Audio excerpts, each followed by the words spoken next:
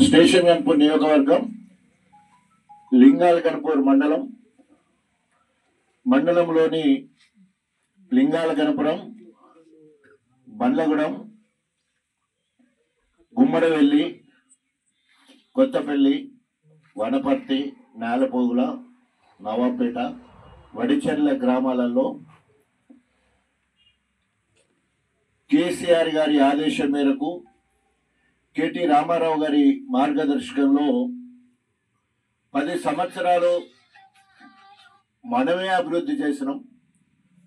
మనం చేసిన అభివృద్ధి సంక్షేమాల గురించి గొప్పగా అతి విశ్వాసంతో మనం చెప్పుకోలేదు కాబట్టి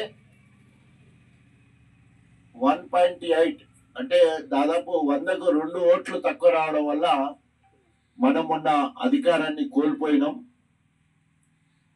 మళ్ళీ ఆ పరిస్థితి రావద్దంటే రేపు స్థానిక ఎన్నికల్లో ప్రతి గ్రామంలో గులాబీ జెండా గ్రామ పంచాయతీ మీద ఎగరాలంటే మనము చేసిన పనులు చెప్పుకోవాలని చెప్పేసి కేసీఆర్ గారు ఉద్బోధించడం జరిగింది.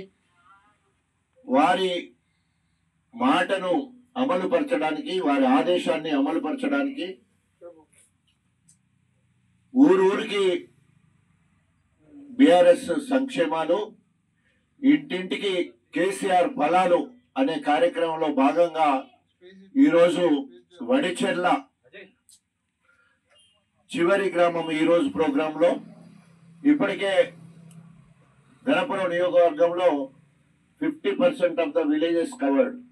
ఈ కార్యక్రమంలో ఎక్కడ పోయినా కూడా కార్యకర్తలందరూ కూడా, కార్యకర్తలే కాదు, రోడ్డు మీద ఎదురైన రైతులు కావచ్చు, వృద్ధులు కావచ్చు, వికలాంగులు కావచ్చు, ఒంటరి మహిళలు, వితంతువులు కావచ్చు, కుల వృత్తులు చేసుకునే ముదిరాజులు కావచ్చు, గొల్ల కుర్మలు కావచ్చు, ఎవరు కలిసినా కూడా ఎదురైనా కూడా ఒకటే మాట,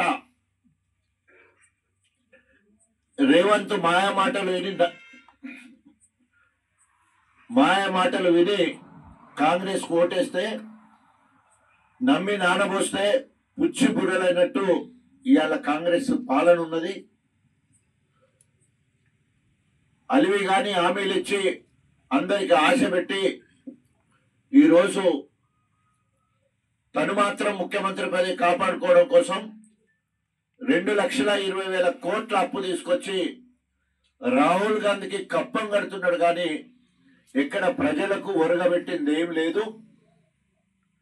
ఏ ఇంటికి పోయినా కూడా ఈయన మన కార్యక్రమంలో మొదటిది ఇంటింటికి కేసీఆర్ ఫలాలు, రైతుకు రైతు బంధు పేరు మీద 11 సార్లు 73,000 కోట్ల రూపాయలు వేయడం, 2 సార్లు రైతు రుణమాఫీ 28,000 కోట్ల రూపాయలు వేయడం, ఆ రైతుకు ఎన్ని మోటార్లున్నా, ఎన్ని ఎకరాలున్నా, ఎన్ని హెచ్పి ఉన్నా కూడా ఉచిత నాణ్యమైన కరెంట్ ఇవ్వడం, ఆ రైతుకు తండ్రి కానీ తల్లి కానీ ఉంటే 200 నుంచి 2,000 పెన్షన్ ఇచ్చిన చరిత్ర, ఆ ఇంట్లో వికలాంగులు ఉంటే 4,000, ఆ ఇంట్లో ఒంటరి మహిళలు ఉంటే 2,000, ఆ ఇంట్లో వితంతు ఉంటే 2,000, ఆ ఇంట్లో HIV పాజిటివ్ ఉంటే 2,000, ఆ ఇంట్లో రీనల్ డయాలసిస్ ఉంటే కూడా 2,000 రూపాయలు ఇచ్చిన చరిత్ర కేసీఆర్ గారిది.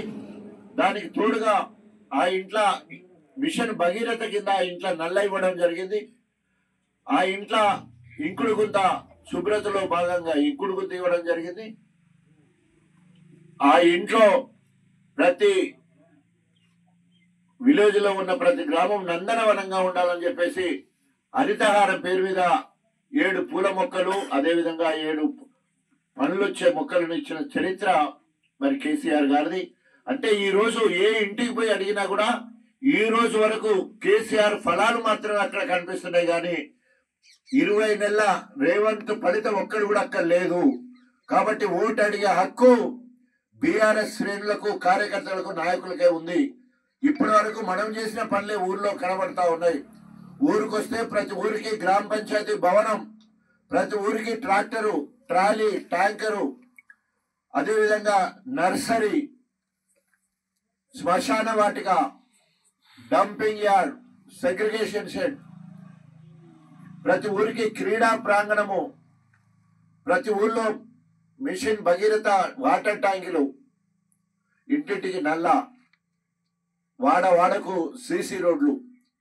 ఈ రకంగా చెప్పుకుంటూ పోతే ఇంట్లో మనమే చేసినాం, ఊరు అభివృద్ధి చేయడం కోసము ఊర్లో మనమే చేసిన పరిస్థితి కనబడతా ఉన్నది. ఊరు బయటికి వెళ్తే ఈరోజు మన దగ్గరే పక్కనే నవాపేట రిజర్వాయర్ మరి నా చేతుల మంజూరైంది. నేను శంకుస్థాపన చేసిన, నేనే దాన్ని హరీష్ రావు గారిని తీసుకొచ్చి దాన్ని ప్రారంభించడం జరిగింది.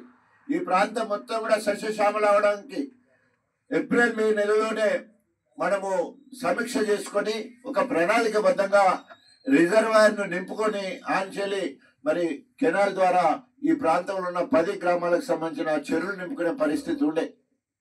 ఆ రకంగా మనం నవాపేట రిజర్వాయర్ను మనం తెచ్చుకున్నాం. ఇక్కడ నుంచి వెళ్ళి కొత్తపల్లి నుంచి వెళ్ళి లింగాల గణపురికి వెళ్ళేకాడికి బీటీ రోడ్ వేసుకోగలిగినాం.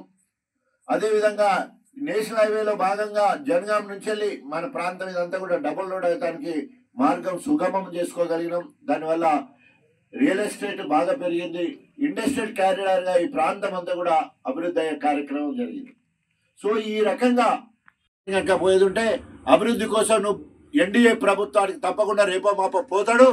అభివృద్ధి పేరుతో నేను ఎన్డీఏ బీజేపీలో కలిసిదని కూడా చెప్పడానికి మరి ఆస్కారం ఉంది. కాబట్టి కడియం శ్రేణి కళ్ళబుల్లి మాటలు నమ్మే పరిస్థితిలో మరి మన గణపురం నియోజకవర్గ ప్రజలు లేరు. ఎప్పుడు ఏ ఎలక్షన్లు వచ్చినా ఇక్కడ కడియం శ్రేణికి పైన రేవంత్ రెడ్డికి కర్రు గాల్చి వార్తలు పెడతానని చెప్పి హెచ్చరిస్తూ సెలవు తీసుకుంటున్నారు. వరకు ఓడమల్లన్న ఏరు దాటినాక ఓడమల్లన్న అన్నట్టు అలా రేవంత్ రెడ్డి ఒక తుగ్లక్ పాలన చేస్తా ఉన్నాడు. సో తప్పకుండా ప్రజలందరూ ఎదురు చూస్తున్నారు. అవి స్థానిక ఎన్నికలు వస్తాయా, బై ఎలక్షన్లు వస్తాయా, ఏం కాకుండా ఏ ఎలక్షన్లు వచ్చినా కూడా ఊర్లలో తిరుగుతుంటే అనేక రకాలుగా తిట్టి శాపనార్థాలు పెడుతున్నారు. ఆడవాళ్ళు మగవాళ్ళు ఎవరు అనుకున్నారు.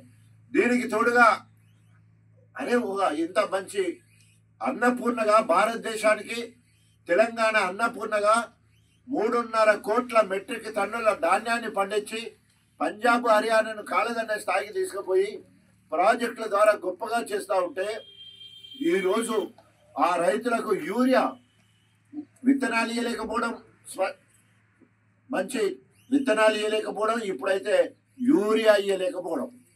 మనకు ముందుగా లెక్క ప్రకారం 9,32,000 మెట్రిక్ టన్నుల యూరియా కావాలని అధికారులు చెప్పిళ్ళు. దానికి ప్రణాళికబద్ధంగా చేసుకుంటే అయిపోయే పరిస్థితి ఉండే. వాళ్ళు అంటున్నారు మేము ఇప్పటివరకే 5,32,000 మెట్రిక్ టన్నులు ఇచ్చినామని బీజేపీ చేతులు దులుపుకుంటా ఉంది.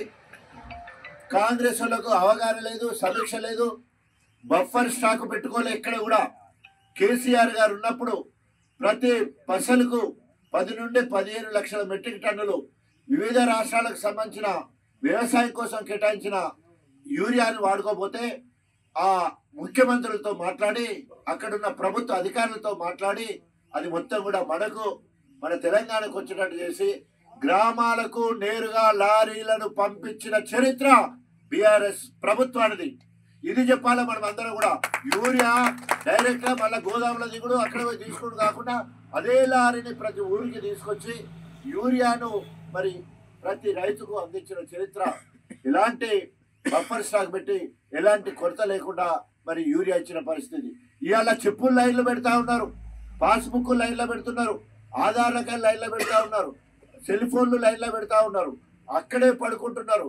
తెల్లారకట్ల 12 గంటల రాత్రి 3 గంటలకు వచ్చి అక్కడ పడుకున్నట్టు మనం ఫోటోలు చూస్తూ ఉన్నాం. అక్కడికి సద్దులు తెచ్చుకొని తింటా ఉన్నారు. అంత చేస్తే ఒరిగేది ఏంటంటే 1 ఎకరాకు 1 యూరియా బస్తా రావడానికి 5 నుండి వారం రోజులు పట్టే పరిస్థితి కనబడతా ఉన్నది. ఈ రోజు మేము వనపర్తికి పోతే అక్కడికి సంబంధించిన వాళ్ళందరూ కూడా మన జీడికలకు మరి యూరియా కోసం పోయి లైన్లు కట్టిందని తెలిసింది. అంటే విషయం ఎంత ఘోరంగా ఉన్నదంటే మళ్ళీ ఇది ఎక్కడ కూడా యూరియా కొరత లేదని, ఇక్కడ ఎమ్మెల్యేగా సిగ్గు ఆయన పేరు తీయాలంటే కూడా మంచిగా లేదు. ఇక్కడ లోకల్ స్థానిక ఎమ్మెల్యే యూరియా కొరత ఎక్కడ లేదని మాట్లాడడం సిగ్గు చేటు. కడియం శ్రీ అంటే కమిట్మెంట్ కాదు, కన్నింగ్. ఆయన మాటలు వేరు, చేతలు వేరు. ఆయన ఈరోజు గణపురానికి పట్టిన పీడ. ఎందుకంటే ఒక పక్క దేవాలయాల నీళ్లు తీసుకొచ్చి చెర్లు నింపమంటే కనీసము రిజర్వాయర్లు నింపలేని పరిస్థితి. 2023లో మంజూరైన 3 ఎత్తిపోతలను ఇప్పటివరకు పనులు పూర్తి చేయక మరి నాటకాలు ఆడుతున్న కడియం శ్రీ. అందుకనే దేవురుప్ల ఇక్కడి దాకా మనకు నవాపేట నుండి దేవురుప్లకు నీళ్ళు ఇవ్వడానికి, అటు పక్కన కిందున్న గుండాలకు నీళ్ళు ఇవ్వడానికి వెంటనే నవాపేట రిజర్వాయర్ నింపి ప్రాంత చెరువులు పక్క మండలాలకు కూడా నీళ్ళు ఇవ్వాలని డిమాండ్ చేస్తూ ఉన్నాం. అదేవిధంగా గండి రామారం నుంచి వెళ్ళి రైట్ కెనాల్ ద్వారా మీదికొండ, రాఘవపూర్, తర్వాత పక్కనే ఉన్న కుర్చపల్లి, కోమల్ల, గోవర్ధనగిరికి నీళ్ళు ఇవ్వాలని డిమాండ్ చేస్తూ ఉన్నాం. ఆ పని నత్తనడక నడుస్తూ ఉంది. అదేవిధంగా కింద లిఫ్ట్ మరి ఉప్పుగల్, నష్కల్ లిఫ్ట్ ద్వారా వంగాలపల్లి, ధర్మాపురం, మల్లకపల్లి, వెంకటాపూర్ ఆ లిఫ్ట్ పనులు మొదలుపెట్టి అక్కడ నీళ్ళు ఇవ్వాలని చెప్పేసి ఉంటున్నాయి. వీటన్నిటికంటే తీవ్ర ఇబ్బంది రైతులు పడుతున్న వేలేరు, గొల్లకిష్టపల్లి, శాలపల్లి, పీసర, పక్కనున్న మద్దెలగూడెం, తర్వాత కొండాపూర్, శ్రీపతిపల్లి, లింగంపల్లి పై ప్రాంతం అంతా కూడా ఈరోజు చెరువులలో నీళ్ళు లేవు, రిజర్వాయర్లు వాళ్ళకి అసలుకే లేదు. ఈ లిఫ్ట్ ద్వారా మాత్రమే రావాలని చెప్పేసి అక్కడ రైతులు తీవ్ర ఇబ్బంది పడుతుంటే మరి అక్కడ కార్యక్రమాలు పోయినప్పుడు రైతులందరూ విజ్ఞప్తి మేరకు రైతుల పక్షాన ఈ నెల 31వ తారీఖు రైతులకు సాగునీరు అందించడం కోసం, రైతుల కోసం రాజన్న పాదయాత్ర అని చెప్పేసి వేలేరులో మొదలుకొని వేలేరు నుంచి వెళ్ళి అన్ని గ్రామాలను కవర్ చేసుకుంటూ మరి గండి రామారం రిజర్వాయర్ వరకు పాదయాత్ర చేయడానికి, రైతుల పక్షాన పాదయాత్ర చేయడానికి నిర్ణయించడం జరిగింది. వంచల వారీగా ఒక్కొక్క రిజర్వాయర్ అక్కడి నుండి తర్వాత రైట్ కెనాల్ వెంటనే పనులు పూర్తి చేయాలని చెప్పేసి గండి రామారం, అటు తర్వాత ఉప్పుగల్లు రిజర్వాయర్ కింద లిఫ్ట్ పనిచేయాలని, అదేవిధంగా నవపేట రిజర్వాయర్ కింద ఉన్న ఈ చెర్లన్నీ నింపాలని వంతుల వారీగా పాదయాత్ర చేస్తా రైతులకు సాగునీరు అందించే వరకు, వేసంగి పంటకు ప్రతి చెరువు నింపి రైతులకు సాగునీరు అందించే వరకు రైతుల కోసం నా ప్రాణం అడ్డేసైనా మరి రైతుల పక్షాన కేసీఆర్ పక్షాన నిలబడి పోరాటం చేస్తామని చెప్పేసి తెలియజేసుకుంటూ, ఏ అలివి కానీ హామీలు ఇచ్చినో రేవంత్ రెడ్డి ఆ అన్ని అమలు పరిచే వరకు, పెన్షన్లు 4000 చేసే వరకు, రైతులకు రుణమాఫీ పూర్తి చేసే వరకు, రైతు భరోసా పూర్తిగా ఇచ్చే వరకు, వికలాంగులకు 6000 ఇచ్చే వరకు, ఆడపిల్లలకు స్కూటీ ఇచ్చే వరకు, మహాలక్ష్మికి 2500 ఇచ్చే వరకు నిన్ను వెంటాడుతాం, వేటాడుతాం, అవి నెరవేర్చే వరకు మేము పోరాటం చేస్తామని చెప్పేసి తెలియజేసుకుంటూ, ఈరోజు నేను అటు కాదు ఇటు కాదని చెప్పి కడియం శ్రీహరి మరి బీఆర్ఎస్ పార్టీ నుండి కాంగ్రెస్ పార్టీకి పోయి ముందు మనందరూ తెలిసింది దొంగతనం జరిగిందని తెలిసింది. దొంగ దొరికిండు. మొన్ననే పెద్దపెండాల్లో దొంగతనాన్ని ఒప్పుకున్నాడు. అప్రూవల్గా మారిండు. నేనే మారినా సంవత్సరం కింద మారినని. నువ్వు సంవత్సరం కింద పార్టీ మారితే 15 రోజుల కింద ఏమన్నావు, నేను ఎటుండాలో గట్టే ఉన్నా, ఇటున్నాడో తెలియదు అటున్నదో తెలియదు అన్నట్టు మాట్లాడిన సంగతి మనందరూ కూడా తెలుసు. ఇప్పటికైనా భౌతిక విలువల మీద, నైతిక విలువల మీద నీకు గౌరవం ఉన్నా, ప్రజాస్వామ్యం మీద గౌరవం ఉన్నా, రాజ్యాంగం మీద గౌరవం ఉన్నా, వెంటనే నువ్వు గెలిచిన బీఆర్ఎస్ పార్టీకి రాజీనామా చేయి, నువ్వు గెలిచిన ఎమ్మెల్యే పదవికి రాజీనామా చేయి, నువ్వు వెంటనే రాజీనామా చేసి ఎలక్షన్ రా, మేము కొట్లాడడానికి సిద్ధంగా ఉన్నాం. నేను తెలంగాణ రాష్ట్ర సాధన కోసం అధికార కాంగ్రెస్ పార్టీ కేంద్రంలో రాష్ట్రంలో అధికారం ఉంటే నేను ప్రజల ఆకాంక్ష మేరకు, తెలంగాణ బిడ్డల ఆకాంక్ష మేరకు నా ఎమ్మెల్యే పదవికి రాజీనామా చేసిన, కాంగ్రెస్ ప్రాథమిక సభ్యత్వానికి రాజీనామా చేసిన బీఆర్ఎస్ పార్టీలో చేరిన తెలంగాణ కోసం తెలంగాణ జెండా పట్టుకొని కేసీఆర్ చేయబట్టుకొని తెలంగాణ అంతా తిరిగినా నేను తీసుకున్న నిర్ణయం కాబట్టి 12,000తో గెలిపించిన నన్ను 33,000తో గెలిపించిండ్రు, 58,000తో గెలిపించిండ్రు, మళ్ళీ 4వసారి 37,000తో గెలిపించిండ్రు. నీకు నిజంగా చిత్తశుద్ధి ఉంటే నువ్వు మార్పు కోసమే, మేమంటున్నావు నువ్వు మార్పు కోసం కాదు, నీ బిడ్డ కోసం నువ్వు కాంగ్రెస్ పోయినావని మేము ఆరోపిస్తున్నాం. అది నిజం కూడా. ఒకవేళ మార్పు కోసమే నువ్వు పోయేది ఉంటే రేపు ఎన్డీఏ ప్రభుత్వం అధికారంలో ఉంది, నువ్వు చిన్న సామాజిక వర్గం నీది, బైండ్ల కులం అని చెప్పుకుంటున్నావు, నీ బిడ్డ కూడా బైండ్ల కులం అని చెప్పుకొని సర్టిఫికేట్ తీసుకున్నది, ఒక అంత చిన్న సామాజిక వర్గం. ఎవరికి నిర్ణయిస్తే వారి గెలుపు కోసం ఇక్కడ గణపురం నియోజకవర్గంలో బీఆర్ఎస్ పార్టీ గులాబీ జెండా ఎగిరేయడం కాదు. ఇప్పటికే ఎంపీ ఎన్నికల కోసం వచ్చినప్పుడే కేసీఆర్ గారే స్వయంగా 3 నెలల్లో ఎలక్షన్లు వస్తాయి, ఆయనకు నైతిక విలువలుండి రాజీనామా చేస్తే 3 నెలల్లో ఎలక్షన్ వస్తాయి, రాజా ఎమ్మెల్యే అవుతాడని చెప్పడం జరిగింది. వర్కింగ్ ప్రెసిడెంట్ 2-3 సార్లు కూడా ఆ విషయాన్ని చెప్పడం జరిగింది.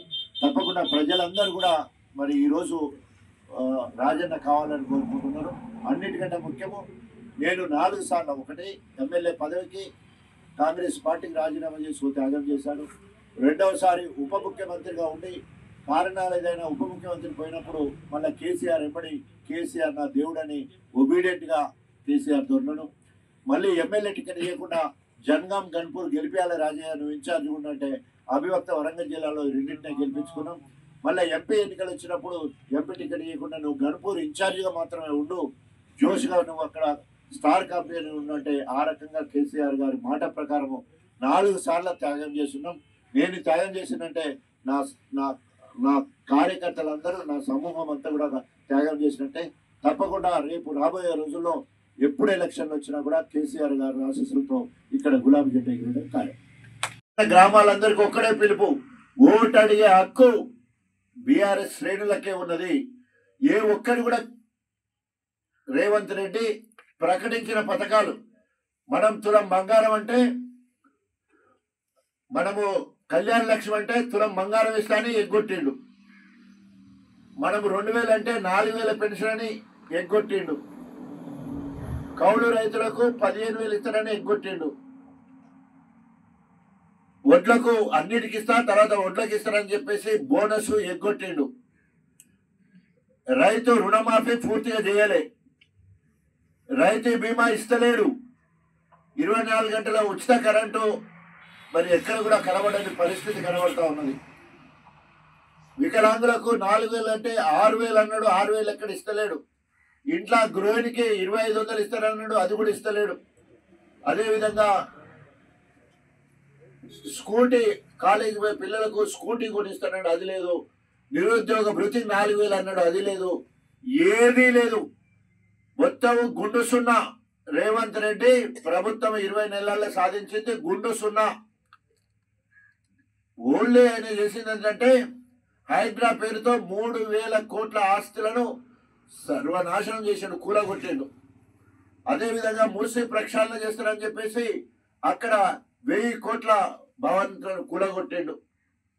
అదేవిధంగా ఆయన వచ్చిండు ఎస్ఎల్బిసి 800 పొట్టలు పెట్టుకున్నాడు, ఆ శివాలను కూడా బయటికి తీయలేని పరిస్థితి. ఆయన వచ్చిండు మరి మనకు అక్కడ పాలమూరు రంగారెడ్డి ఒక పంప్ హౌస్ మొత్తం కూడా కుంగిపోయింది, కూలిపోయింది. సుంకిశాల హైదరాబాద్కు తాగునీరు ఇచ్చే సుంకిశాల మరి అది కూలిపోతే డయాఫ్రామ్ వాళ్ళు కూలిపోతే ఇప్పటివరకు దాన్ని రిపేర్ చేయలే. అదేవిధంగా సింగూరు బ్రిడ్జి దాంట్లో గేట్లు ఊడిపోతే ఇప్పటివరకు మరమ్మతు చేయక వచ్చిన నీళ్ళని కింద పోయే పరిస్థితి కనబడతా ఉన్నది. పెద్దవాగు అని చెప్పేసి అషరాపేట నియోజకవర్గంలో పెద్దవాగు 2 సార్లు కొట్టుకపోతే దాని గురించి పట్టించుకున్నది లేదు. దేవరకాంధ్రలో మొన్ననే 2 నెలల కిందనే కట్టిన మరి ఆ చెక్ డ్యామ్ ఫ్లైఓవర్ చెక్ డ్యామ్కి సంబంధించి మొత్తం కూడా తేలికపాటి వర్షాలకి కూలిపోవడం జరిగింది. మొత్తం కూడా రేవంత్ రెడ్డి మీద 89 క్రిమినల్ కేసెస్ ఉన్నాయి. దాంట్లో 72 కేసులు జీవిత ఖైదు పడే పెద్ద శిక్ష పడడానికి 72 కేసులు ఉన్నాయి. భారతదేశం మొత్తంలో ఎక్కువ క్రిమినల్ కేసెస్ ఉన్నాయి ఎవరి మీద అంటే రేవంత్ రెడ్డి మీద. ఆయన ఆలోచన ఎప్పుడూ కూడా వినాశనం చేయడమే ఉంటుంది. సో ఇన్ని ఆయన చేసి 1-2 పిల్లర్లు మేడిగడ్డలా కుంగిపోతాయి. అది కూడా అనుమానపదంగా కుంగిపోతే ఇప్పటి వరకు మరమ్మతు చేయలేదు. దాదాపు అది అక్టోబర్ 21 తారీఖు 2023లో ఆ కొంచెం కుంగిపోతే ఇప్పటి వరకు మరి అనేక లక్షల క్యూసెక్ల నీళ్లు పోయినా కూడా అది చెక్కు చెదరలే అట్లాగే ఉన్నది. ఇప్పటికి మరమ్మతులు మాత్రం చేస్తలేరు. ఇలా గ్రామీణ ప్రజలు మేస్త్రీలు అడుగుతా ఉన్నారు, అరే రేవంత్ రెడ్డి నీకు మేస్త్రీలు దొరుకుతలేరా? అది ఒకవేళ కుంగిపోతే దాన్ని రిపేర్ చేయవా? మోటార్లు ఖరాబ్ అయితే మెకానిక్ని తీసుకుపోయి ఇంజనీర్లను తీసుకుపోయి రిపేర్ చేస్తలేవా? మన ఇంటి దగ్గర ఏదైనా ఇల్లు కూలినట్టయినా లేకపోతే మోటార్ కాలినట్టయితే బాగా చేసుకుంటాం కదా. ఇప్పటికి 2 సంవత్సరాలు అవుతా ఉంటే ఇప్పటి వరకు అక్కడ చిన్న మరమ్మతు కోసం పైసా మంజూరు చేయలేదు. పోగా మరి బీజేపీతో జత కట్టి వెంటనే నేషనల్ డ్యామ్ సేఫ్టీ అథారిటీ మొత్తం 48 గంటలు దాటక ముందే ఎన్ఎస్డిఏని వేసి వెంటనే దాన్ని మరి అక్కడికి రానిగా ప్రకటించడం జరిగింది. ఘోష్ కమిషన్ వేసి ఆయన అక్కడ వేస్తే ఇక్కడ ఘోష్ కమిషన్ అని ఈయనేసి ఇద్దరు తోడు దొంగల లెక్క బీఆర్ఎస్ పార్టీని నాశనం చేయాలనే ఉద్దేశంతో కక్ష కట్టి కేసీఆర్ గారిని హింసించాలని, కేసీఆర్ గారి మీద కక్ష కట్టి అక్కడ బీజేపీ మోడీ ఇక్కడ చంద్రబాబుకు శిష్యుడిగా ఉన్న రేవంత్ రెడ్డి ఇద్దరు కలిసి తెలంగాణను దోసుకోవాలని చూస్తూ ఉన్నారు. ఈరోజు కాళేశ్వరం ప్రాజెక్టు ఒక విఫలమైన ప్రాజెక్టుగా చూస్తూ ఉన్నారు. కానీ ఈరోజు దేవాదుగా పైన ఉన్న ఈ కాళేశ్వరము ఈరోజు వరప్రదాయని, ఈరోజు అన్ని రిజర్వాయర్లు నిండుతా ఉన్నాయి. మొన్న రేవంత్ రెడ్డి ధర్నా చేస్తాం మీరు కనుక పంపులను ఆన్ చేయకపోతా అంటే ఈరోజు పంపులను ఆన్ చేయడంతో మరి రంగనాయక సాగర్, మల్లన్న సాగర్ నుంచి కొండపోచమ్మ వరకు పోతున్నాయి. కొండపోచమ్మ నుంచి మళ్ళా మూసీ నదిలో కలిపి అక్కడి నుంచి కృష్ణానదికి అనుసంధానం చేయాలనే ఆలోచనతో రేవంత్ రెడ్డి చూస్తూ ఉన్నాడు. ఒక పక్కనేమో ఇక్కడ కాళేశ్వరము కూలేశ్వరం అంటాడు. కాళేశ్వరం అంటే ఒక మేడిగడ్డలకి చిత్రీకరించే ప్రయత్నం చేస్తున్నాడు. కాళేశ్వరం అంటే ఒక మేడిగడ్డ కాదు, అన్నారము సుందిల్ల